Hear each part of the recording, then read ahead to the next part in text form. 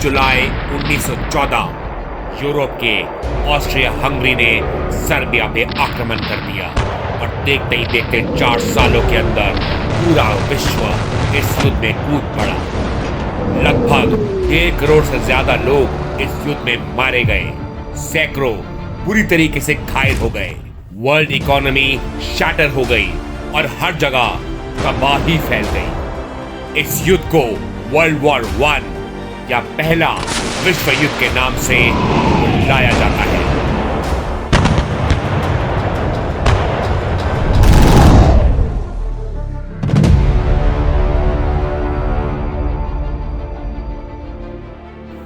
चार साल लंबे इस विनाशकारी युद्ध के होने के पीछे सैकड़ों कारण थे। हालांकि इसका इमीडिएट ट्रिगर था Bosnia Serbian student Gavrilo Princip द्वारा Austria Hungary prince archduke Franz Ferdinand की हत्या, जिसके जवाब में ऑस्ट्रिया हंगरी ने 28 जुलाई 1914 को सर्बिया पे आक्रमण कर दिया। अब रशिया की सर्बिया से संधि थी और ये देख रशिया ने ऑस्ट्रिया हंगरी के खिलाफ जंग का ऐलान कर दिया। दूसरी तरफ जर्मनी की ऑस्ट्रिया हंगरी से मित्रता थी और उन्होंने रशिया के खिलाफ अपनी आर्मी को मोबिलाइज करना शुरू कर दिया। ये देख रशिया के मित्र फ्रांस ने भी एग्रीमेंट के अंतर्गत रशिया की मदद के लिए जर्मनी के खिलाफ युद्ध छेड़ दिया। उधर ऑटोमन एम्पायर, आज के आधुनिक टर्की का, रशिया से 36 का आंकड़ा था और इस वजह से वो भी इस युद्ध में जर्मनी और ऑस्ट्रिया हंगरी की तरफ से कूद पड़े।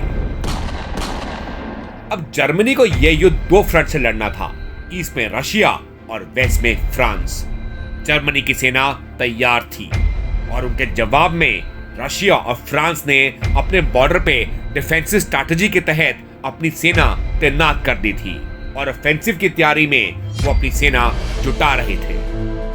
जर्मनी बीच में घिरा हुआ था, उसे फ्रांस और रशिया के ऑफेंसिव से पहले कुछ करना था। इस वजह से उन्होंने श्लिफन प्लान के तहत एक योजना बनाई, जिसके मद्देनजर 70% सेना को फ्रांस में भेजने का प्लान बनाया गया। इस सेना को लाइटनिंग स्पीड से फटाफट फ्रांस को अपने कब्जे में करना था। तब तक ईस्ट में 30% जर्मन सेना को रशिया के आक्रमण से अपने आप को बचा के रखना था। फ्रांस को फटाफट जीतने के बाद 40% सेना को वापस ईस्ट में रशिया के खिलाफ सरप्राइज काउंटर अटैक के रूप में भेज दिया जाता।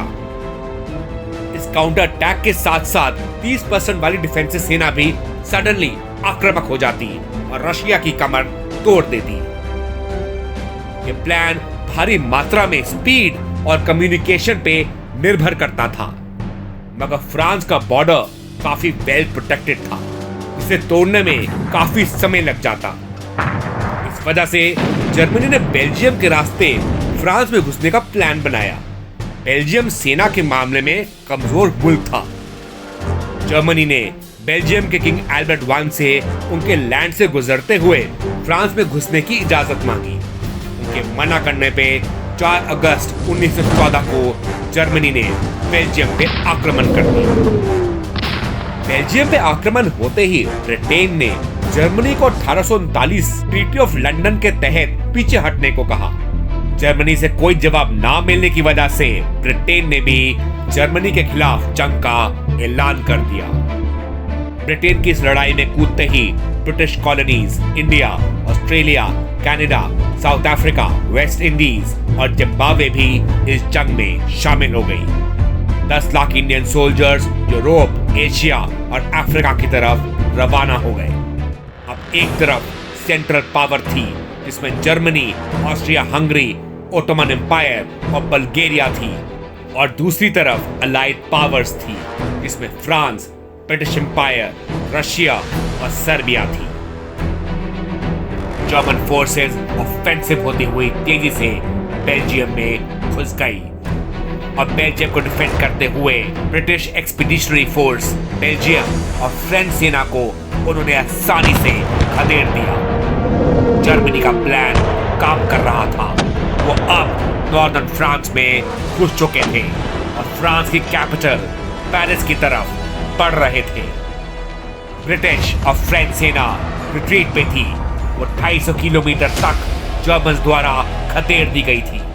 फ्रांस के लिए अब डू और डाई वाली बात थी। फ्रांस को पेरिस को किसी भी हाल में बचाना था। इस वजह से फ्रांस ने अपने ईस्टर्न बॉर्डर से कई सेना की टुकड़ियों को बुलाकर रिट्रीट करते फ्रेंच कमांडर जोसेफ जोफ्रे को वापस रीइंफोर्स कर दिया और फ्रेंच सेना ने ब्रिटिश ट्रूप्स के साथ मिलकर जर्मन आर्मी पे सरप्राइज काउंटर अटैक कर दिया। जर्मन आर्मी लगातार ऑफेंसिव होती हुई थकी हुई थी और इस सडन काउंटर अटैक ने उनकी कमर तोड़ दी। जर्मन आर्मी ने पीछे हटना शुरू कर दिया और अलाइड फोर्सेस ने उन्हें यिप्रेस बेल्जियम तक खदेड़ दिया। जर्मनी का श्लिफन प्लान फेल हो गया था, मगर जर्मनी ने गिव अप नहीं किया। उन्होंने बेल्जियम और नॉर्दर्न फ्रांस में हाई पोजीशन पे ट्रेंचेस खोद मशीन गनें लगा दी।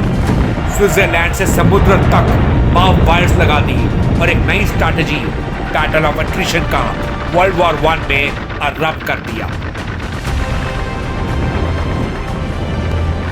डिफेंसिव पोजीशन और हायर ग्राउंड में जर्मनी की कैजुअलिटीज कम होती और अटैक करते फ्रांस और ब्रिटिश फोर्सेस की कैजुअलिटीज लगभग 10 गुना ज्यादा होती। प्लान सिंपल था, फ्रेंच और ब्रिटिश के ज्यादा से ज्यादा लोगों को मार के उनकी सेना को खत्म करना और फिर काउंटर अटैक करना।